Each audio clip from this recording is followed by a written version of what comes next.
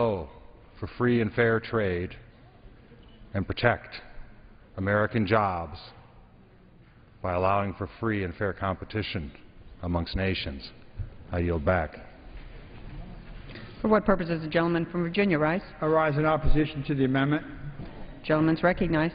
The bill already includes important increases for trade enforcement, including $15 million for the Interagency Trade Enforcement Center, an increase of nearly $11 million. We pushed Kirk to add Chinese speakers. He wouldn't even do it.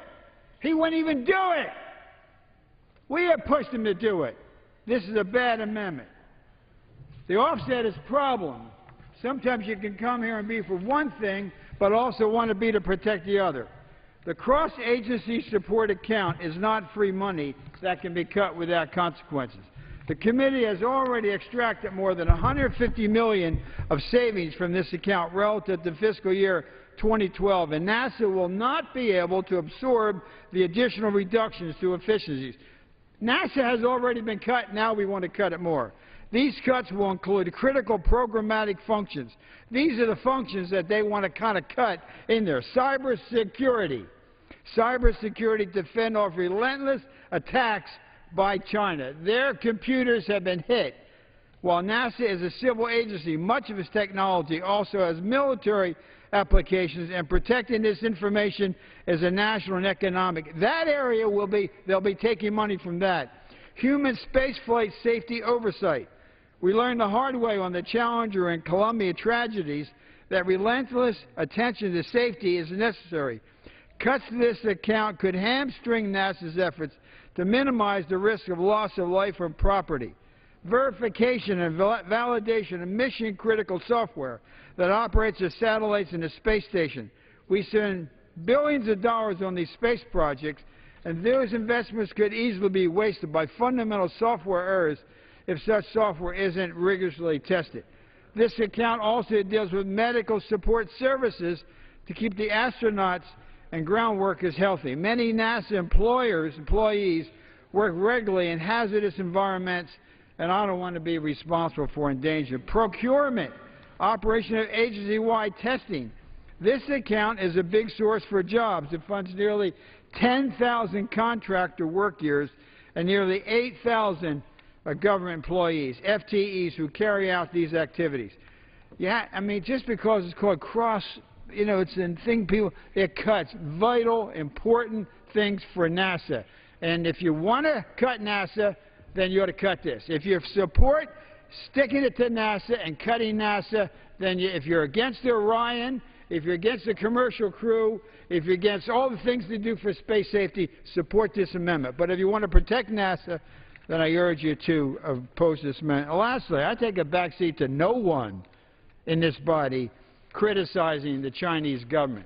But frankly, this administration has been weak with regard to aggressively pushing with regard to trade and things like that. We forced and urged and told Kirk to put Chinese speakers on, and it took the long money. We put the money in for Chinese speakers when they didn't even ask for it.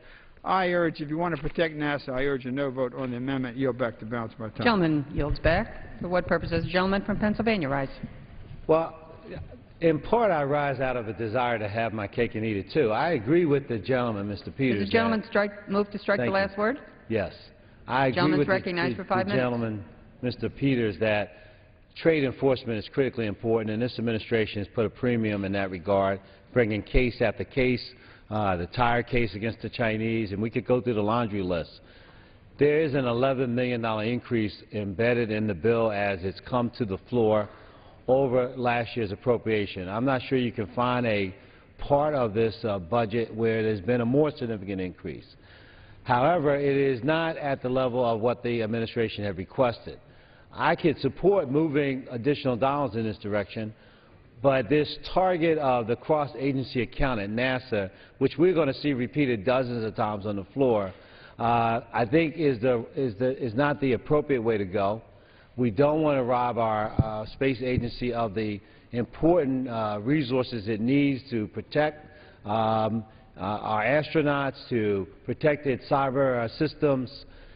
We have to be careful here. So I would say to the gentleman that I will, no matter what the result on the amendment, be glad to work with him as we go forward in the conference to try to find additional resources for trade enforcement. I think this administration has done a great job fighting a good fight, but they do need the resources. The chairman has provided $11 million additional resources, but if we can find a few more dollars in that direction, I think it's a worthy investment. Thank you. And I yield back. Gentleman yields back. The question is on the amendment offered by the gentleman from Michigan, and those in favor will signify by saying aye. Opposed will say no. In the opinion of the chair, the ayes have it. The ayes have it. The amendment is agreed to. Madam Chair. Gentleman from Virginia. Ask for a recorded vote. Pursuant to Clause 6 of Rule 18, for the proceedings on the amendment offered by the gentleman from Michigan will be postponed. For what purpose does the gentleman from Georgia seek recognition? Madam Chairman, I have an amendment at the desk. Clerk will report the amendment. Amendment offered by Mr. Brown of Georgia, page 3, line 10. After the dollar amount, insert reduced by $13,748,748,940. Page 4, line 21. After the dollar amount, insert reduced by $2,019,990. Page 6, line 7. After the dollar amount, insert reduced by $1,125,000. Page 6, line 18. After the dollar amount, insert reduced by $860,670. Page 6, line 23. After the dollar amount, insert reduced by. From Georgia. I ask unanimous consent that the amendment be considered read. Is there objection? Without objection, so ordered. The gentleman from Georgia, recognized for 5 minutes. Thank you, Madam Chairman. This amendment would reduce the administrative spending, salaries, and expense accounts in the underlying bill by just 3%. During this time of fiscal crisis, it is imperative that Congress work to get both entitlement as well as discretionary spending under control. As we all know, over the last 2 years, House members have voted to reduce their own administrative accounts, their members' representational allowances, by just over 11%. Yet over the same period, many agencies have seen much lower cuts in their spending and have even seen increases in their spending. For example, under this bill, the National Telecommunications and Information Administration would see a 12% increase in its salaries and expenses account between FY11 and FY13. The federal prison system would receive an additional 9% increase in salaries and expenses. The Office of the U.S. Trade Representative would receive a 7% increase. The U.S. Marshals, FBI, and Drug Enforcement Administration would all receive a 6% increase. Now, some may argue that these agencies perform important tasks. Certainly, we can all agree that those employed by law enforcement agencies funded by this bill are deserving of the pay which they receive. But, Madam Chairman, the fiscal writing is on the wall. The U.S. government is broke. We here in Congress must face the facts and stop the denial of our economic position and crisis that we're in. If we are serious about reducing spending, if we are serious about reducing our deficit, we have to ask every agency to follow Congress's lead to take a small reduction in their administrative funding. To be clear, a 3% reduction in these accounts would, in many cases, still result in less than a 10% reduction in funding from the FY11 funding levels. While this amount is small, it would pay dividends, rich dividends, resulting in nearly $875 million in savings in this bill alone. It's long time past to get serious about spending. Madam Chairman, this amendment represents a balanced way to achieve significant savings. I urge my colleagues to support my amendment, and I yield back. Gentleman yields back. Gentleman from Pennsylvania. I rise in opposition to this amendment, but I won't prolong the House. Gentleman's recognized for 5 minutes. Thank you. Just let me give one example, and then I will just stand in opposition to the amendment. On page 30, line 15, this amendment would cut the FBI by $245 million. Now, we know of the important work being done on behalf of the safety of Americans throughout the world by the FBI, and most particularly here in our own country. The idea that the Appropriations Committee, our job under the Constitution is to figure out what appropriations are needed. It is under our Constitution the Ways and Means Committee's responsibility to figure out how to pay for it. We can't say that somehow the safety of our citizens is too expensive for the wealthiest, greatest country on the face of the earth. I stand in opposition to this amendment. I'd be glad to yield. Thanks for yielding, my friend. Want to remind my good friends on the other side, those that oppose this, the FBI still gets a 6% increase in what their funding is over today if my amendment is passed. So they still not only continue their funding but have an increase over current funding levels. So this would just reduce administrative costs, not the FBI agents out in the field. It's not going to interfere with the security of American citizens. Reclaiming my time, and you are indeed a person who provides a lot of leadership here in the House, and you lead our Thursday prayer efforts, and I want to thank you for all the work that you do. But in this instance, I disagree with you. Okay? That is to say, I met with Director Mueller right in my office. The FBI needs additional resources. The chairman has provided $128 million in this committee bill. The cut $245 million, while we're trying to deal with the principal responsibility for the Bureau these days is to provide protection against terrorist attacks. We just see in the news today of a new device attempting to be used to bring down an American commercial airliner.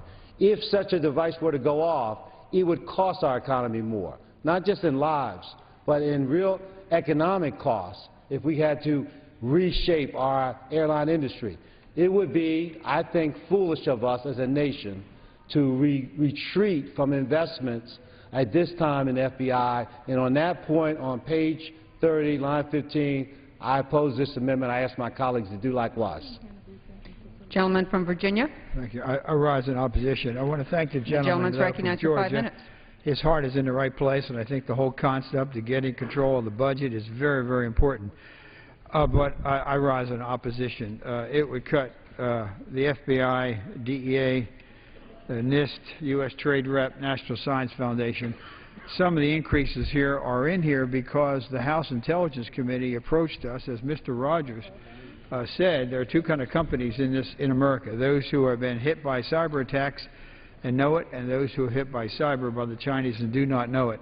Many of those important functions that the Intel Committee has asked us to carry in order to help, and many others would be severely hurt. So I thank the gentleman for the amendment. I think what he's trying to do is important, but I think this would be the wrong way to do it, and I urge a no vote and yield back the balance of my time. Gentleman from Virginia yields back his time. Question is on the amendment offered by the gentleman from Georgia. And those in favor will signify by saying aye. Aye. Opposed will say no. In the opinion of the chair, the noes have it, the noes have it. The amendment is not agreed to. The gentleman from Georgia. I request a recorded vote. The yeas and nays. Pursuant to Clause 6 of Rule 18, further proceedings on the amendment offered by the gentleman from Georgia will be postponed.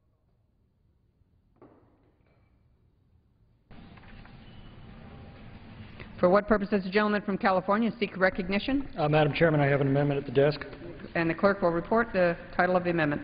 Amendment offered by Mr. McClintock of California, page 3, line 10. After the dollar amount, insert reduced by $277,824,000. Page 101, line 10. After the dollar amount, insert increase by $277,824,000. Gentleman from California is recognized for 5 minutes. Thank you, Madam Chairman. This amendment cuts more than $250 million in unauthorized, I repeat, unauthorized appropriations from the International Trade Administration. Now, what does the International Trade Administration do? Well, it's got some legitimate functions enforcing trade agreements and treaties, and this amendment leaves those functions untouched. But ITA also, quote, from their own material, provides counseling to American companies in order to develop the most profitable and sustainable plans for pricing, export, and the full range of public and private trade promotion assistance, as well as market intelligence and industry and market-specific research, end quote. Well, that's all well and good, Madam Chairman, but isn't that what businesses and trade associations and the chambers of commerce are supposed to do with their own money? Why should taxpayers be subsidizing the profits of individual businesses? If a specific business or industry is the beneficiary of these services, shouldn't they be the sole financiers of those services, either individually or collectively through trade associations? It's true, this program has been around for generations, but Franklin Roosevelt, who was hardly a champion of smaller government, had the right idea when he slashed its budget back in 1932 and closed 31 of its offices. Problem is that reform didn't take. Today the ITA has some 240 offices. Now the ITA's authorization lapsed way back in 1996, 16 years ago. It's not been reviewed or authorized by Congress since then, but we still keep shoveling money out the door at them. But although it hasn't been reviewed by Congress in all of these years, it has been thoroughly weighed by the Congressional Budget Office, the Office of Management and the Budget, and most recently the President's Fiscal Commission, and they have all found it sadly wanting. The Simpson-Bowles report summed it up quite nicely when they said, and I quote, "Services provided by ITA's U.S. commercial services and other divisions directly providing assistance to U.S. companies should be financed by the beneficiaries of this assistance. While the agency charges fees for those services, its fees do not cover the costs of all of its activities. Additionally, it is argued that the benefits of trade promotion activities are passed on to foreigners in the form of decreased export costs." Simpson-Bowles goes on to say, according to a study by the Office of Management and Budget, businesses can receive similar services from state, local, and private sector entities. The CBO option to eliminate ITA's promotion activities or charge the program's beneficiaries saves $267 million in 2010 and $1.6 billion through 2014, end of quote. Now, Madam Chairman, if the CBO, the OMB, and the President's Fiscal Commission agree this is wasteful, and Congress hasn't bothered to reauthorize it since it expired 16 years ago, why do we continue spending money that we don't have, duplicating services that the beneficiaries of those services either don't need or are quite capable of funding on their own? And if the companies that we are told directly benefit from all of these essential services are not willing to fund them, well, maybe that's just nature's way of telling us that we shouldn't be fleecing our constituents' earnings to pay for them either. And why would we tap American taxpayers to subsidize the export activities of foreigners, as Simpson-Bowles notes? Madam Chairman, the rules of the House were specifically written to prevent this type of unauthorized expenditure, and they provide for a point of order to be raised if it's included in an appropriations bill, which is what we are talking about right now. But alas, that rule is routinely waived when these measures are brought to the floor, making this amendment the only possible way of ferreting out this kind of duplicative program and outright waste. This is a prime example of corporate welfare. We ought to be done with it. And yield his time. Does the gentleman from California yield back his time? The gentleman from California yields back his time. The gentleman from Pennsylvania. I rise in opposition to this amendment. And the gentleman is recognized for 5 minutes. Less than 1% of American businesses export to any other country. We've been engaged in a process to increase the level of exports. In part, the reauthorization of the Export-Import Bank, a number of these other activities are connected, but this is an activity that has borne fruit. I've met with businesses and the people who run these efforts around the country, and they're doing real work, helping real businesses all across our country, and it creates real jobs. So I'm against the amendment. And I guess if you don't think that we should be focused on jobs and exports, you could oppose it. But as for myself, and I would ask those who want to support American jobs, And partly, we have to do that through selling to the 90% of the consumers who are somewhere else other than in our own country. And so I support continued funding for this effort. Does the gentleman yield back his time? I do. The gentleman from Virginia? I rise in opposition to the amendment. Gentleman is recognized for 5 minutes. It would be a draconian cut. In Walmart, I heard that 5,000 of the 6,000 products in Walmart are made in China. We want to export our job. We want to export our products. We want to make cars in Michigan and send them around the world. We want to make things and export them. We want to develop applesauce and export it. We want to export. We want to export. And so I have a long list I'm not going to say. And there's so many things in this bill that are not authorized. I mean, if there are 4 pages of things that are not authorized, and if we didn't do things that weren't authorized, then we'd have to shut this place down and move off to some other place. So I just think it's a bad amendment. I understand what the gentleman's trying to do, save money, but I think we need to export and create jobs, and I want to see American products sold in China, American products sold in England, American products sold in Berlin, American products sold in Indonesia. So I urge a no vote for the amendment. Yield back the balance of my time. Gentleman from Virginia yields back his time. Question is on the amendment offered by the gentleman from California. Those in favor will signify by saying aye. Opposed will say no. The opinion of the chair is the noes have it, the noes have it. The amendment is not agreed to. The gentleman from California. Madam Chairman, on that I'd ask for a roll call. Pursuant to Clause 6 of Rule 18, further proceedings on the amendment offered by the gentleman from California will be postponed. For what purpose does the gentleman from Ohio seek recognition? Madam Chair, I have an amendment at the desk. The clerk will designate the amendment. Amendment number 9, printed in the congressional record, offered by Mr. Turner of Ohio. Gentleman from Ohio, recognized for 5 minutes. Madam Chair, my amendment increases by $5 million the minimum level of funding for the International Trade Administration, the amount that they must devote to cracking down on unfair Chinese trade practices.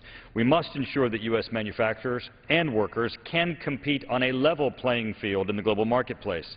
Unfortunately, unfair trade practices from countries like China make this increasingly difficult. Since the year 2000, there has been a 300% increase in the amount of goods imported from China to the United States. Moreover, the Import Administration tasked with cracking down on unfair trade practices has for years experienced a growing workload of cases involving trade with China. In my own Dayton community, paper producers and their employers have been hurt by unfairly subsidized imports of thermal-coated paper from China and Indonesia. For the last several years, Congress has directed the International Trade Administration to devote the same level of funding, $11.4 million, for China anti-dumping and countervailing duty enforcement and compliance activities. Given the rise in Chinese imports and the increased complexity of cases the ITA must evaluate, we must ensure that efforts to protect U.S. manufacturers and employees from unfair trade practices receive sufficient dedicated funding. My amendment simply increases the minimum amount that the International Trade Administration must use for these activities by $5 million, from $11.4 million to $16.4 million, using existing resources provided for under the bill. I want to thank Chairman Wolf for working with me on this amendment, and I want to urge all of my colleagues to support the amendment. With that, I yield back the balance of my time. Gentleman from Ohio yields back his time. Gentleman from Pennsylvania. We would agree to the amendment. Yeah, I accept the amendment. I think it's a good amendment. The committee continues to support International Trade Administration, particularly with regard to China. And I won't go on, but I thank the gentleman for the amendment, and I completely agree with it and urge all members to support it. Gentleman from Virginia yields back his time. And the question is on the amendment offered by the gentleman from Ohio. Those in favor signify by saying aye. Opposed will say no. In the opinion of the chair, the ayes have it, and the amendment is agreed to.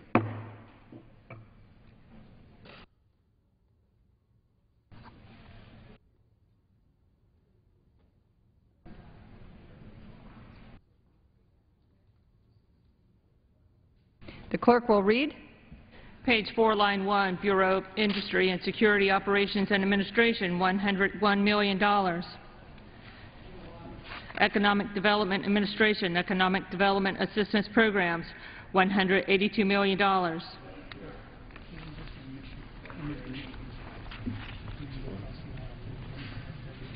For what purpose does the gentleman from Maine seek recognition? Thank you, Madam Chair. I have an amendment at the desk. And the clerk will designate the amendment. Report the amendment. Amendment offered by Mr. Michaud of Maine, page 5, line 17, after the dollar amount, insert increase by $38 million. Page 7, line 11, after the dollar amount, insert reduced by $38 million. Gentleman from Maine is recognized for 5 minutes. Thank you, Madam Chair. I rise today to offer an amendment to restore funding to the Economic Development Administration. EDA is the only federal agency with the single mission of creating high-quality jobs here at home. The investments made by EDA in all of our districts lead to economic development and job creations. By law, EDA projects require a 50% local share and must leverage significant private sector investment. As a result, EDA funding goes to projects that have been developed and vetted by local leaders and businesses. Their investments are competitive, merit-based, and based on regional comprehensive economic development strategies. As a result, EDA projects reflects local priorities and contributes to broader economic development in the area. But most importantly, all EDA investments must result in the creation and retention of high-quality jobs. And the programs has a strong track record of success in my home state of Maine and throughout the country. In fact, between 2005 and 2010, EDA investments have helped to create over 314,000 jobs nationwide. At a time when our economic recovery continues to be slow and millions of Americans are out of job, it does not make sense to cut the one federal program singularly dedicated to funding projects to put them back to work. My amendment will maintain level funding for EDA and is offset by cuts to the periodic census and programs account, which is currently funded at 3.5 times that of EDA. Even though the next census is 8 years away, the overall census programs was cut by just under $10 million. EDA was cut by $38 million. Reducing the census account by $38 million is only a 6% decrease. By cutting EDA by the same amount is a 17% decrease in their funding. Some might come to the floor today to criticize EDA or its investments. I agree that we should do everything we can to make sure this and other federal programs work well. But cutting EDA's funding or eliminating it altogether would be a short-sighted at a time when we need every job-creating tool at our disposal. My amendment continues level funding for a program that is uniquely designed to address almost any economic development activity. It continues funding for a program that has specific tools and expertise to address chronically poor and distressed areas, post-disastrous economic recovery, and consequences of plant closures or downsizing. I am offering this amendment because I believe it is the wrong time to turn our backs on investments in our communities that will make a real difference, and because I believe that it is the right time to get our priorities right and insist on federal investments that are focused on job creation. I offered this amendment last year, and more than 300 members of the House joined me in voting to restore EDA funding. I urge my colleagues to join me once again this year and help pass this amendment to restore the funding to EDA and to support a proven job creator. I yield back the balance of my time. Gentleman from Maine yields back the balance of his time. Madam Chairwoman, I rise in opposition. The gentleman from Kansas for 5 minutes. Madam Chairman, I rise in opposition. Gentleman from Kansas recognized for 5 minutes. Madam Chairwoman, thank you for the time. And I rise in opposition to this amendment. Just because you call something economic development does not make it so. We could name an agency many things. This administration is one that most folks have never heard of. I'd never heard of it before I came to Congress 16 months ago. This is a classic case of the federal government taking from one and giving to another, often for the benefit of private companies.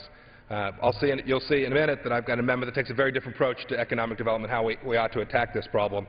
But I heard the distinguished gentleman from Maine talk about job creation. It's one thing for elected officials to go out to a ribbon cutting, stand in front of a facility and talk about jobs and say, those are all the jobs that we created, when in fact those jobs were created by taking money from taxpayers. Where elected officials often don't want to go is to stand in front of the unemployment line or talk about folks who had to pay too much in taxes, or stand there and tell someone why that company got money and the company over on the other side didn't get this particular grant from the Economic Development Administration. I've seen this agency up close and personal. It is a very, very political use of capital. This is not the free market that we all know. This is an agency that distributes money all over the country very, very intentionally into 400-plus districts all across America with the aim of making sure that this agency continues to exist in perpetuity. This is precisely the kind of stimulus that we have demonstrated time and time again in America doesn't work, and for that reason I oppose increasing the funding for the Economic Development Administration, and I yield back the balance of my time. Gentleman yields back his time. For what purpose is the gentleman from Ohio? Yes, Madam Speaker, I rise to strike the last word. The gentlelady is recognized for 5 minutes. Yes, I'd like to rise in strong support of the Michaud amendment to keep level funding for the Economic Development Administration, and I want to thank Congressman Michaud for offering this important amendment. He's a true leader in protecting American manufacturing, jobs and businesses from unfair free trade agreements, and works tirelessly to promote jobs and economic development here at home. I want to say to our dear colleague from Kansas, you know, when you look across America, and I realize it's maybe just your first term, but you know, the whole state of Kansas is held up by the federal government. All those agricultural subsidies, CRP, rural development, wetlands reserve. When one takes a look at the whole Farm Credit Administration, for heaven's sake, not every community in America has those sorts of props under them. And it's a success story. Agriculture is doing very well. We in Ohio understand that, but there's parts of Ohio that aren't covered by programs like your state benefits from. And that's where you need agencies like the Economic Development Administration. Those corners of America that actually manufacture but may not grow things. And so I will when I'm finished. I'll be more than pleased to yield when I finish to the gentleman.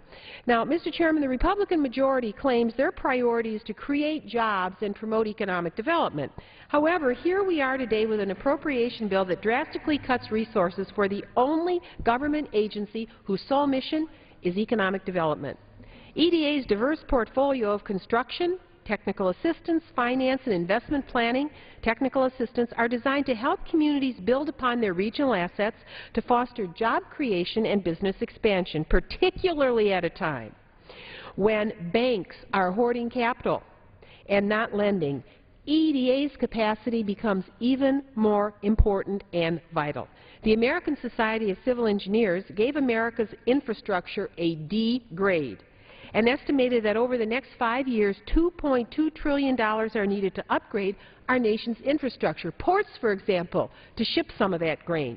That is why I'm a strong supporter of EDA, and particularly to its Public Works program, which funds a variety of infrastructure projects that can help America address our aging infrastructure. I don't understand why Republicans don't want to help fund investments in America's infrastructure, the greatest job creator we could possibly have in this year of 2012. EDA's work is generating real returns.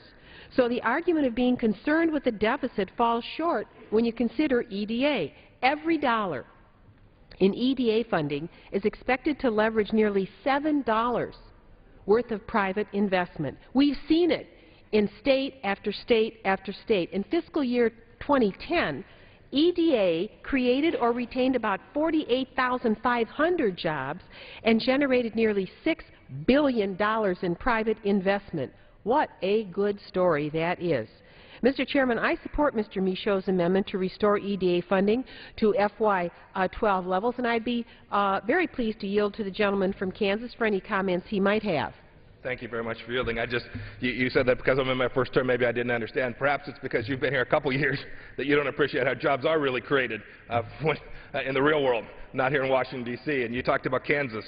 You may have forgotten that the air capital of the world, where 60–70% of all aircraft are manufactured. Indeed, the business I was in for a decade was good manufacturing jobs. What we didn't need was more taxes and more government spending. What we needed was the government out of the way. I yield back, and thank you for yielding your time. I'm really glad the gentleman stated that, because as a member of Defense Subcommittee, I know exactly where the R&D comes from for fighter aircraft, for all of our support craft, for all of our Air Guard, and I know how the commercial sector benefits and why we lead the world in terms of airline exports and so forth. But you know, that doesn't abrogate the argument, that doesn't nullify the argument I offered that the whole state of Kansas is doing very well and has a very close relationship to the federal government. Agriculture gets a special place in this economy, but you know, that's not true in many other sectors, and particularly where we're talking about aging infrastructure, which belongs to all of us. EDA is really vitally important. It's an important ingredient in helping us to modernize coast to coast. So I just want to say to the gentleman from Maine, thank you so very much for keeping the program level. We're not talking about egregious spending here. We're talking about trying to help rebuild this country, and we know the most important investment we can make in order to create jobs in this country after unemployment benefits, which gets spent immediately in the economy, is investment in infrastructure. It's too bad that the Republicans can't seem to move a highway bill, a transportation bill out of this Congress. That would be the best thing we could do to create more jobs in this country in the year of 2012. But in any case, passing the gentleman's amendment to fully fund EDA makes common sense, and it certainly makes job sense. I yield back my remaining time. Gentlelady's time's expired. The question is on the amendment offered by the gentleman from New York. I'd like to move to strike the last word. The gentleman is recognized for 5 minutes. Thank you. I don't think the issue here should be looked at as whether or not the EDA needs more help. It's why, again, we are bashing the Census Bureau. And I really think that it's surprising that we would do it on this side, since we will note for the next many hours that there's plenty of folks on that side that will want to do that. When I first got on this subcommittee years ago, and I had the privilege of being ranking member to Chairman Rogers and then ranking members to Chairman Wolf, I could never figure out what the attack was on the Census Bureau. Then it dawned on me, and I may be totally wrong, that some folks would just like the Census Bureau to do just enough, meaning if you count yourself, that's fine. But if you have to go out and spend some extra dollars to count folks who ordinarily may not count themselves, then that's not good for some folks, and the results may be something they don't want to see. And that's the only explanation I could come up with, the fact that, as we will see in the next hours, there will be many desires to cut the Census Bureau and, in some cases, get rid of the whole department. And what we need to know and remind ourselves is that there's probably very few vital functions of agencies like the Census Bureau that are more important than this one. Plans, policies, redistricting, other decisions in this country are based on that count that takes place every 10 years. Unlike other things we do in this Congress and in this country, this is a constitutional mandate to count the people amongst the states, and every 10 years the Census Bureau gears up for it. We have found in the past that when we made cuts to the Census Bureau, it ended up costing us more money later when we had to try to get back some of that money.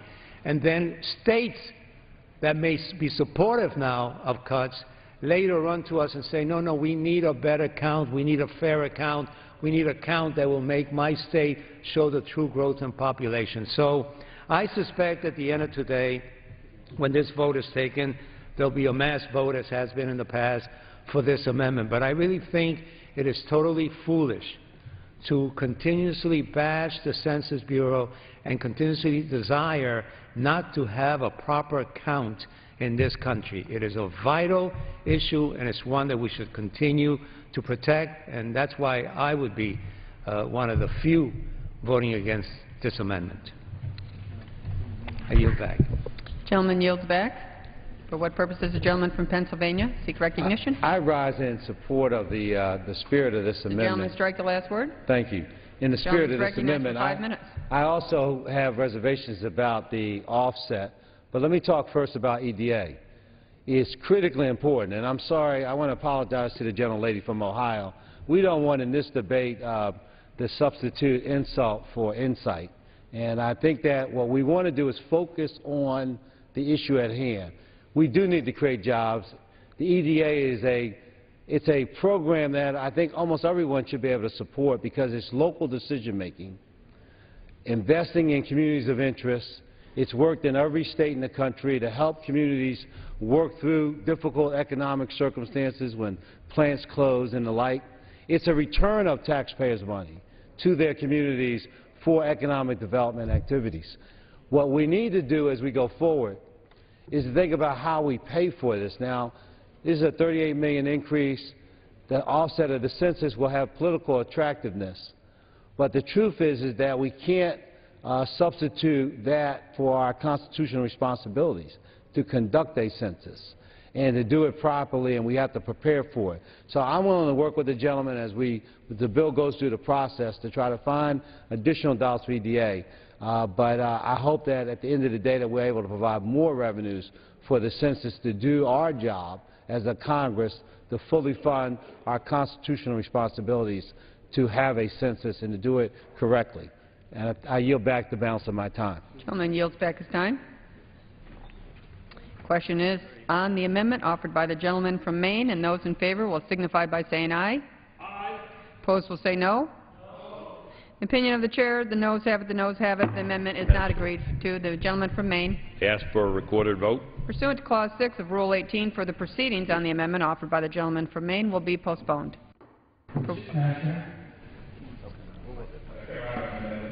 The gentleman from Kansas. And the clerk will report the amendment. Designate the amendment. Amendment number 3. Printed in the congressional record, offered by Mr. Pompeo of Kansas. Gentleman from Kansas is recognized for 5 minutes. Thank you, Madam Chairwoman. I rise today to talk about something that Congress doesn't often get a chance to do. I go to talk to constituents, and they often tell me, you know, we never get rid of anything. Programs just continue on, and they grow, and they go away for a little bit, and then they come back. We have a real opportunity here. My amendment is to eliminate the entire Economic Development Administration. We're $16 trillion in debt. This gives members on both sides to start addressing a serious spending problem in a real way. This is an amendment that has bipartisan support that I'll talk about in just a little bit. Having spent over $1.5 billion on grants, the EDA does nothing but simply pick winners and losers by region, by industry, by community, indeed particular businesses. It's very similar to earmarks. This administration uses the EDA to advance local projects and narrowly benefit a particular company or group. At its core, it's nothing more than a wealth redistribution program, a stimulus bill built up in the nature of an agency that's been around since 1965. Let me describe how it works. It begins by taking dollars from all across the country. That money flows to Washington, D.C., and before it ever goes back out, over 20% of it is consumed here in Washington, D.C. No value return. Then it asks companies and communities to apply for free money from the federal government to renovate a movie theater or build a road for a new industrial park. Some of these projects are ridiculous. Some of them, perhaps not so bad. However, each one is a local project that the federal government has no business being involved in, and almost every one of these projects would advance without taxpayer resources. A frequent flyer, the EDA administrator travels all around the country for groundbreakings and ribbon cuttings, taking credit for creating jobs when it was really private companies that would have created them anyway. He proudly took credit for a $1.6 billion steel plant in Minnesota with a $1.4 million EDA grant. This is 1/10 of 1% of the project. I promise you that the CEO of that steel plant had no idea that that money was in his capital structure. Now, you might not be familiar with EDA projects, so let me talk about just a couple. In 2008, the EDA provided $2 million to begin construction of the Harry Reid Technology Park. As best I can tell, that facility continues to be empty. Sometime later, the EDA granted money for a culinary amphitheater, some $2 million of your taxpayer money.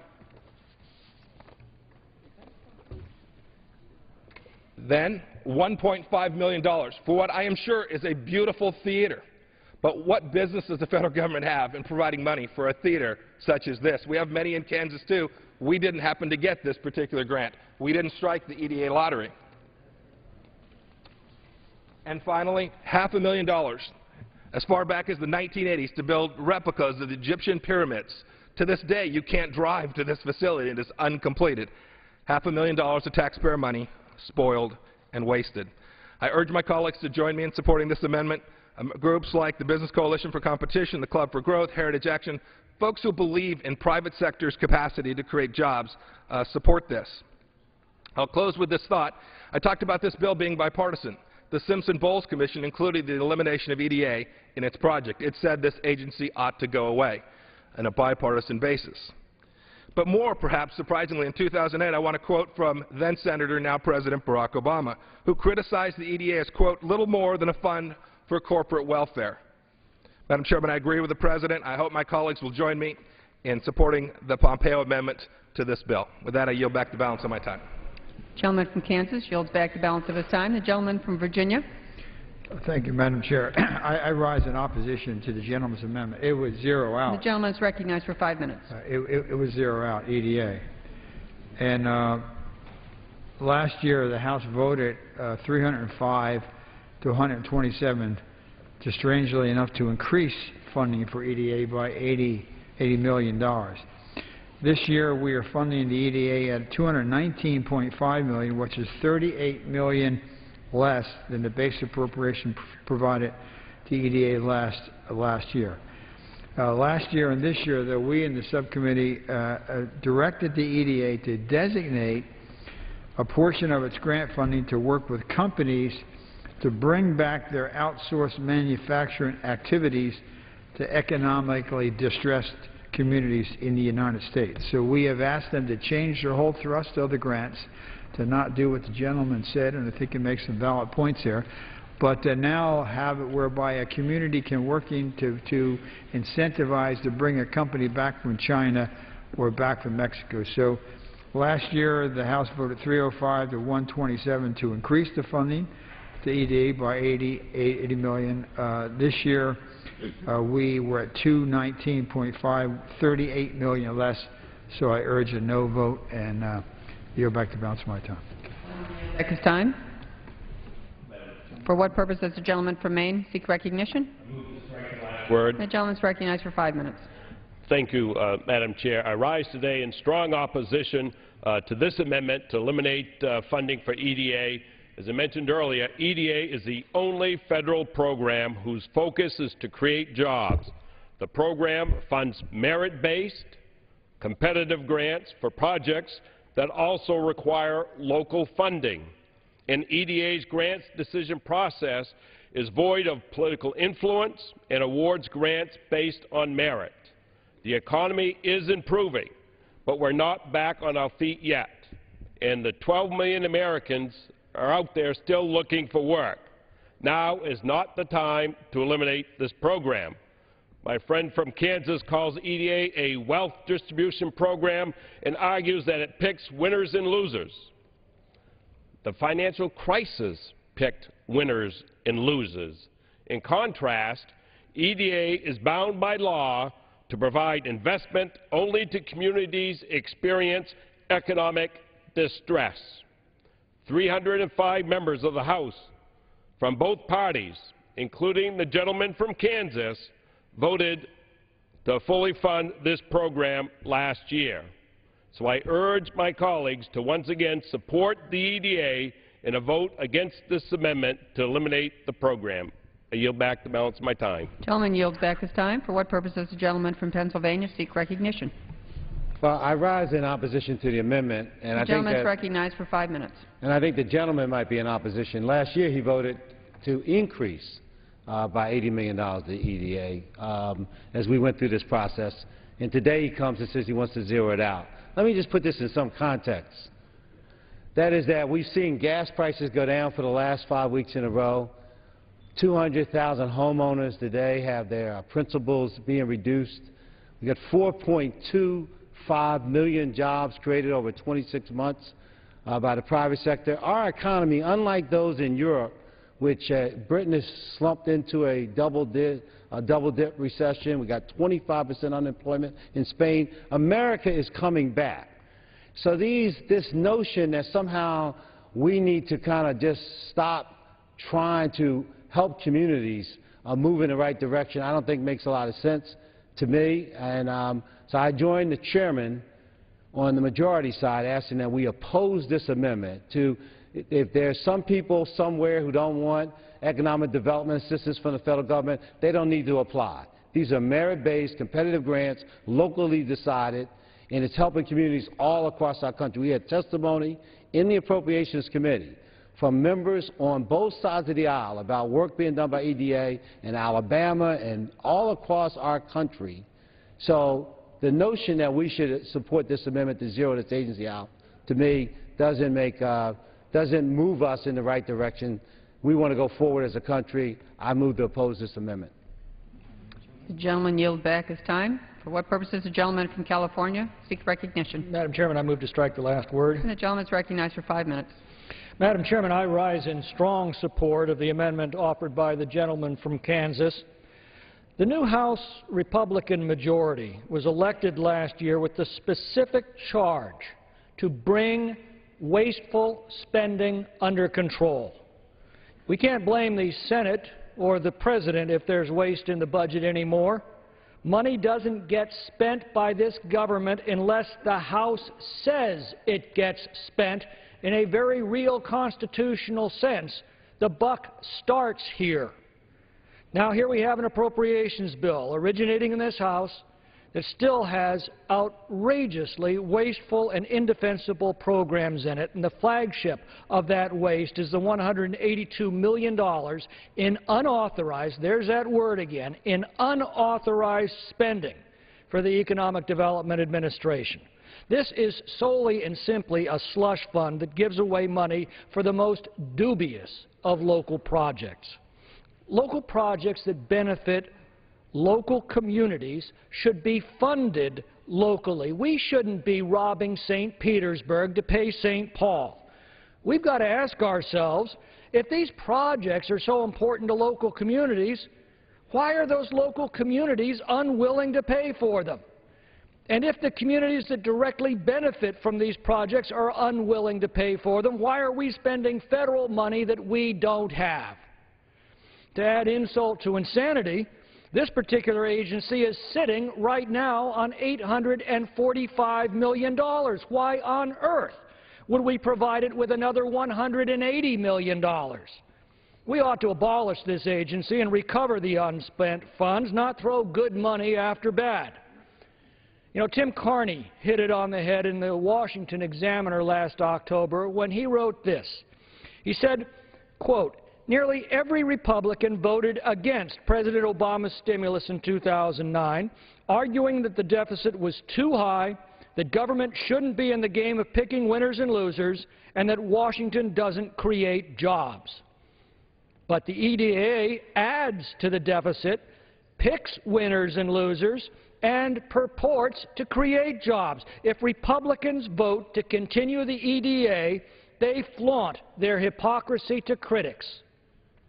I have to agree. I appreciate that the appropriations bills are making incremental improvements in the status quo, but these are times that demand much, much more than that.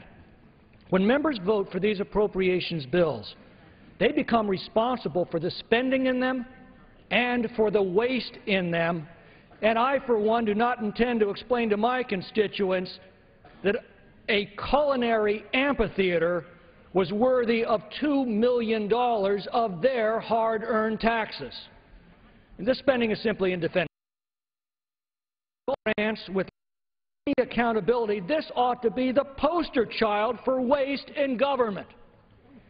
I appreciate the fact that the leadership's agreed to an open amendment process, giving us the opportunity to correct this particular oversight on the floor. But the fact of the matter is the House is ill-equipped to comprehensively address this kind of waste from the floor, and we must do better in both the authorizing and the appropriations committees in combing these bills earlier in the process for these kind of unconscionable and indefensible expenditures. I commend the gentleman from Kansas for offering the amendment. I wholeheartedly support it, and I yield back the balance of my time. Gentleman from California yields back his time. For what purpose does the gentleman from Kentucky seek recognition? In opposition, ma'am. And the gentleman is recognized for 5 minutes.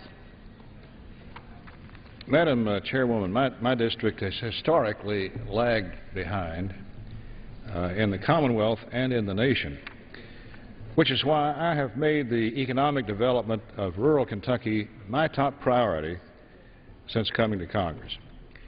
Creating jobs in a mountainous region without sufficient roadways or suitable water infrastructure might seem an insurmountable challenge, but I've always encouraged my constituents and community leaders to plan their work and work their plan. With the help of EDA, this is what we've done in southern and eastern Kentucky. The Economic Development Administration is one of the few entities in our federal government uniquely qualified to address the needs of communities with chronically high unemployment or facing enormous setbacks due to natural disasters.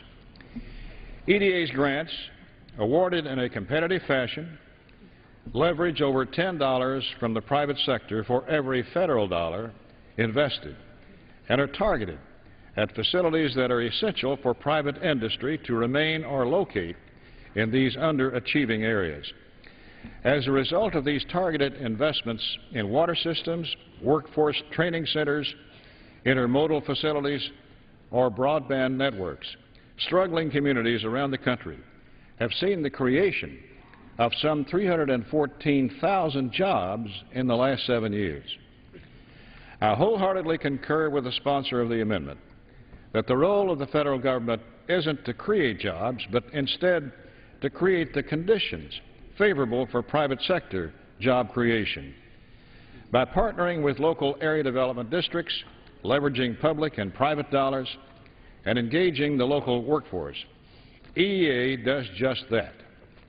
This bill provides $220 million for the agency, which is already $38 million below the current level, rejects the administration's request to shift funds away from vital public works programs, and supports a loan guarantee program to develop innovative manufacturing technologies that will keep rural areas competitive nationally and globally. With unemployment in rural areas around the country still hovering well above the national average, this is an investment we cannot afford to lose. I urge a no vote. And I yield back. Gentleman yields back his time. The question is on the amendment offered by the gentleman from Kansas, and those in favor will signify by saying aye. Opposed will say no. In the opinion of the chair, the noes have it, the noes have it. The amendment is not agreed to. Gentleman from Kansas. Madam Chairman, I request a roll call vote. Pursuant to Clause 6 of Rule 18, for the proceedings on the amendment by the gentleman from Kansas will be postponed. For what purpose does the gentleman from Rhode Island seek recognition? Madam Chairman, I have an amendment at the desk. And the clerk will report the amendment. Amendment offered by Mr. Cicilline of Rhode Island, page 5, line 17. Strike grants and insert grants, including grants authorized under Section 27 of the Stevenson-Weidler Technology Innovation Act of 1980, 15 U.S.C. 3722. Gentleman from Rhode Island is recognized for 5 minutes. Thank you, Madam Chairman. In an effort to drive innovation and regional collaboration, the America Competes Reauthorization Act of 2010 mandated the creation of a regional innovation program within the Economic Development Administration.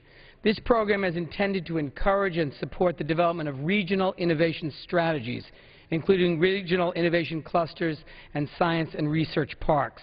The President's fiscal year 2013 budget requested $25 million to fund the Regional Innovation Strategies Program.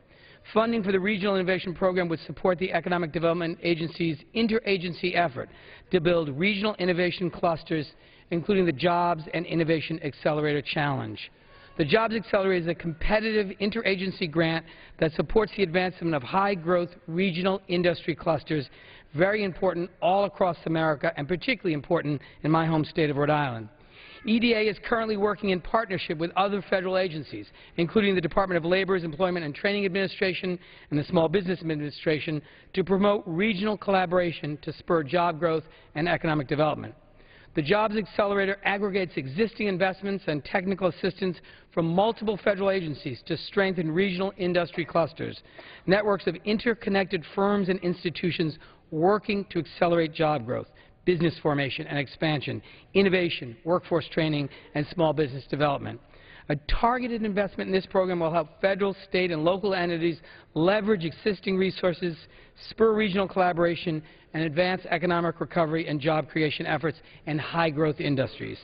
Through the Regional Innovation Program, local leaders are empowered to maximize existing assets and are provided resources to ensure that historically underrepresented communities, including those hardest hit by unemployment and economic decline, are able to participate in and benefit from the regional cluster.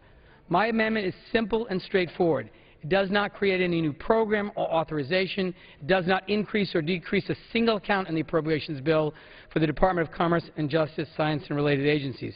Rather, this amendment serves to specifically cite the Regional Innovation Program to focus attention on this vitally important job-creating initiative as the appropriation process moves forward. The Regional Innovation Program has been specifically supported and cited in both the fiscal year 2012 and fiscal year 2013 Senate CJS Appropriations Committee reports. We have to recognize that innovation is critically important to America's ability to compete in the global economy, and supporting the development of regional innovation clusters will strengthen our capacity to create and retain new jobs and sustain our economic recovery. The Regional Innovation Program will help federal, state, and local entities leverage existing resources, spur regional collaboration, and support economic recovery and job creation in these high-growth industries. I urge my colleagues to support this very straightforward, simple amendment, and I yield back the balance of my time. Gentleman yields back the balance of his time. The gentleman from Virginia. This costs no money. We have no objection to the amendment. Accept the amendment. The gentleman from